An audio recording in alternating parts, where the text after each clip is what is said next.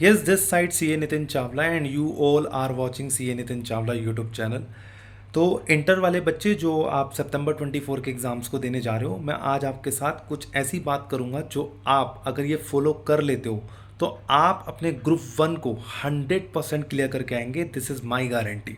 अगर आप ये वीडियो बहुत अच्छे से सुन लेते हैं तो डेफिनेटली, और सुनना नहीं है उसको फॉलो भी करना है जो मैं भी आपको बताने जा रहा हूँ, तो डेफिनेटली आपको ग्रुप वन पास होने से तो कोई रोक ही नहीं सकता। इस बार दिस इज़ माई गारंटी, क्योंकि जो मैंने फॉलो किया था वो मैं आपको बता रहा हूँ। एबल टू अंडरस्टैंड, ध्यान से सुनना।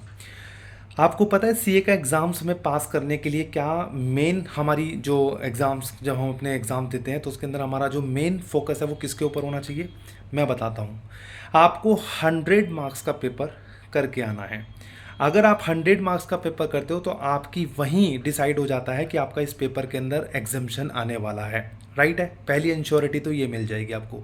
अब ये पेपर 100 मार्क्स का कैसे होगा, तो मैं आपको बता दूं, आप सभी को पता है। राइट, मुझे बताने की ज़रूरत नहीं है। I need not explain to you that is कि हर एक मार्क्स के लिए आपको 1.8 मिनट्स मिलते हैं। If I am calculating the number of 3 hours into minutes, तो हमारे पास 180 मिनट्स होते हैं और टोटल 6 क्वेश्चन हमें करने होते हैं अपने पूरे पेपर में।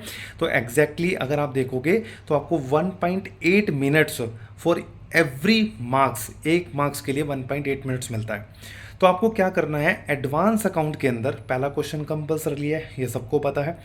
लेकिन क्वेश्चन वन अटेम्प्ट मत करना पहले इनिशियल पेजेस पे। जब भी आप अपना क्वेश्चन डिसाइड कर रहे हो, फर्स्ट 15 मिनट्स में तो आपको डिसाइड कर लेना है। वो उसका भी मैंने वीडियो बना रखा है, अगर आपने नहीं देखे तो उसको आप एक बार चेक कर लेना, how to utilize first 15 minutes. तो पहला क्वेश्चन तो आपको कंपलसरली जो है वो सबसे लास्ट स्टेज पे करना है, पहला नहीं करना, क्योंकि क्वेश्चन वन जो आता है एडवांस अकाउंट में डेफिनेटली वो कॉम्प्लिकेटेड आएगा, उसको डेफिनेटली आपको बाद में ही करना है। तो सबसे पहले क्या करना है, आपको सबसे पहले डिसाइड कर लेंगे आप फर्स्ट 15 मिनट्स में आपको सबसे बेस्ट क्वेश्चन आते हैं, जो बेस्ट शॉट आपको आता है, सबसे पहले आपको वो करना है। अब ये एक बात याद रखना कि अगर सपोज दैट आपका 3 घंटे आपके पास, 3 घंटे में आपको ऐसा नहीं सोचना है कि यार मेरा 70-80 मार्क्स का हो रहा है तो दैट इज़ सफिशिएंट। नहीं, एग्जामिशन नहीं आएगी इसमें, मैं बता रहा हूँ। क्योंकि हमें 100 मार्क्स को लाने के, 100 मार्क्स का अगर हम पेपर करके आते हैं तो एग्जामिशन चाहिए हमें इस पेपर में। अगर आप 100 मार्क्स का पेपर कर देते हो तो एग्जामिशन सिक्योर हो जाएगी। रीज़न बताता हूँ कैसे।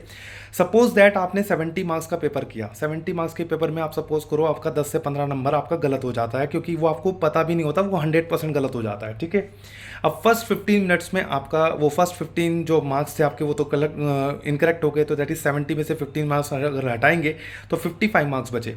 अब 55 में से 2-3-4 नंबर आपके MCQs वगैरह में गलत हो जाते हैं, कुछ भी इस तरह से हुआ तो डेफिनेटली आपको 50 मार्क्स ही सिक्योर हुए। तो इस तरह से आपका पेपर एग्जामिशन में नहीं आया, और जिसकी वजह से आपके सेकंड एंड थर्ड पेपर, जो कि ऑफ कोर्स है इंस्टीट्यूट, आपको कहीं ना कहीं पेपर अगर हार्ड आ गया तो डेफिनेटली आपका पूरा पेपर जो पूरा ग्रुप है वो बिगड़ जाएगा। तो मेरा जो कहना है वो ये है कि आपको अगर 70-80 मार्क्स का पेपर आता है तो 20 नंबर का जो पेपर आपको बिल्कुल नहीं आता है, आप उसको छोड़ के मत आना। मैं आपको लिख के दे रहा हूँ, देखो, something is better than nothing, there is a quote, क्योंकि आपको पता है something is better than nothing होता है। अगर आप कुछ लिख के आते हैं तो आपको वहाँ पे नंबर दे दिए जाते हैं, 1-2 नंबर 3 नंबर कुछ तो आएगा। आप प्लीज़ मत वहाँ पे स्किप करना। 100 मार्क्स का पेपर आपको करके आना है। अगर आप एक बार 100 मार्क्स का पेपर करके आ गए तो डेफिनेटली आपको इस पेपर में एग्जामिशन आएगी, और इस पेपर का एग्जामिशन आने का जो बेनिफिट मिलेगा वो आपको सेकेंड एंड थर्ड पेपर में मिलेगा।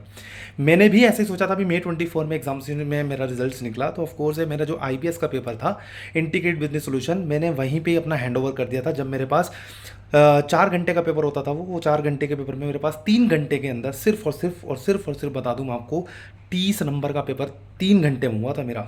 और मैंने लास्ट के 1 घंटे में, मेरे को कुछ नहीं सूझ रहा था, लेकिन जो मैंने अपनी थोड़ी सी अपनी जो मैंने पढ़ रखा था ग्रुप वन के अंदर, उसमें से कुछ चीज़ें आ गई ऑडिट्स के अंदर, SFM के अंदर, लास्ट के 1 आवर्स के अंदर मेरा गेम चेंजर था। और उस लास्ट 1 आवर्स के अंदर मैंने 40 से 45 मार्क्स का पेपर खींच दिया, समझ रहे हो। तो इसका मतलब मैंने 75 मार्क्स का पेपर खींच के आया था IBS के अंदर, जिसकी वजह से मेरे 58 मार्क्स आए IBS के अंदर, और उसी की वजह से ही मैं क्लियर हो पाया।